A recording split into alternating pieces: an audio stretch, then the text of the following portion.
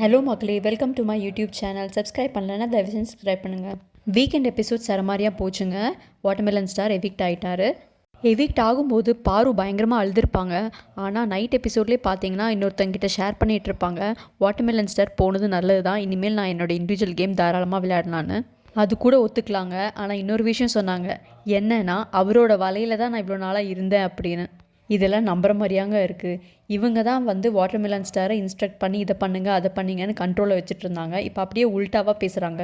அப்புறம் என்ன நடந்துச்சுன்னா, நைட்டே வந்து இந்த புள்ளி கேங் இந்த வாரம் யாரையெல்லாம் நாமினேட் பண்ணணுன்னு ஒரு ஸ்கெட்சை போட ஆரம்பிச்சிட்டாங்க. இது தாங்க பக்கா குரூப்பிசம். எல்லாருமே சேர்ந்து மற்றவங்கள டார்கெட் பண்ணுறது. ஆனால் இதில் என்ன கருமான்னு பார்த்தீங்கன்னா, இவங்க என்ன தான் டார்கெட் பண்ணாலும் போன வாரம் எவிக்ட் ஆனது வாட்டர்மெலன் ஸ்டார். அன்பு கேங்லேருந்து யாருமே எலிமினேட் ஆகலை.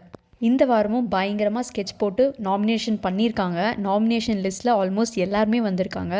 கம்ருதீன், எஃப்ஜே அண்ட் வினோத் மட்டும்தான் நாமினேஷன் லிஸ்ட்டில் இல்லை. இந்த நாமினேஷன் டிஸ்கஸ் பண்ணுறதுக்கு எப்போ விஜய் சேதுபதி சார் கிட்ட வாங்கிக்கிட்டே போகிறாங்கன்னு தெரியல. நான் அதுக்கு தான் வெயிட் பண்ணிகிட்ருக்கேன். அப்புறம் ஒரு வெப் சீரிஸை ப்ரமோட் பண்ணுறதுக்கு கொஞ்சம் ஆக்டர்ஸ் உள்ளே வந்தாங்க. அந்த மொமெண்ட்லாம் ரொம்ப ஃபன்னியாகவே போயிட்டு இருந்துச்சு. அப்புறம் எல்லா கண்டஸ்டன்ஸ் கிட்டேயும் யார் நீங்கள் காம்படிட்டராக இங்கே நினைக்கிறீங்க, யார் வந்து இவங்க எனக்கு வேஸ்ட் அப்படின்னு நினைக்கிறீங்க அப்படின்னு கேட்டிருப்பாங்க. எல்லாருமே அவங்களோட கருத்துக்கு சொல்லியிருப்பாங்க. இந்த டாஸ்க் முடிஞ்ச உடனே பார்த்தீங்கன்னா வியானாவும் ரம்யாவும் பேச ஆரம்பிச்சிருவாங்க. ஏன்னா ரம்யா வியானாவை நீ வேஸ்ட்டுங்கிற மாதிரி சொல்லியிருப்பாங்க. வியானானால அதை அக்செப்ட் பண்ண முடியாமல் வந்து கேட்டுக்கிட்டே இருப்பாங்க.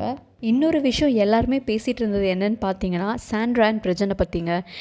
யூஷுவலாகவே பிக் பாஸ் வீட்டுக்குள்ளே போனால் ஒரு இமோஷனல் சப்போர்ட் இல்லாமல் எல்லாருமே தத்தளிச்சிட்டு இருப்பாங்க. ஆனால் இவங்க 2 பேத்துக்கும் அந்த இமோஷனல் சப்போர்ட் ரொம்ப நல்லாவே இருக்குது. பத்தாவதுக்கு இவங்க 2 பேருமே இண்டிவிஜுவல் கேம் தான் விளையாடுவோன்னு உள்ளே வந்து ஒன்றா தான் இருக்காங்க, ஒன்றா தான் பிளான் பண்ணுறாங்க, ஒன்றா தான் எல்லாமே எக்ஸிக்யூட் பண்ணிகிட்ருக்காங்க. ஸோ மற்ற கேங்லெலாம் பார்த்தீங்கன்னா யாருமே 100% நம்ப மாட்டாங்க. ஆனால் இவங்க 2 பேரும் 100% நம்பலாம். ஆல்மோஸ்ட் 19 இயர்ஸாக ஒன்றா ட்ராவல் பண்ணிகிட்ருக்காங்க. ஸோ இது வந்து இவங்க 2 பேத்துக்குமே ஒரு பெரிய ப்ளஸ்ன்னு சொல்லலாம். மற்ற கண்டஸ்டன்ஸ்க்குன்னு பார்த்தீங்கன்னா இது கொஞ்சம் அன்ஃபேராக தான் இருக்குது. அது வந்து விக்ரம் இன்றைக்கி ஒரு ஆதங்கத்தில் சொல்லியிருப்பாங்க. ஏன்னா ஒரு பாட்டு போடும்போது எனக்கு என்னோடய ஒய்ஃப் ஞாபகமாக வருது, ஒரு ஃபோட்டோ கூட என்கிட்ட இல்லை, ஆனால் அவங்களுக்கு அது ஒரு பிரச்சனையே இல்லை அப்படின்ற மாதிரி சொல்லியிருப்பாங்க. எது எப்படியோங்க இன்றைக்கி பெருசாக ஒரு சண்டைகளும் வரல.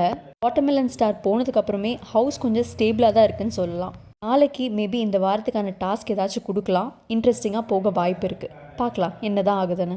என்னோடய சேனலை நீங்கள் இன்னும் சப்ஸ்கிரைப் பண்ணலைன்னா சப்ஸ்கிரைப் பண்ணுங்கள். லேட்டஸ்ட் அப்டேட்ஸ் உங்களுக்கு தெரியறதுக்கு.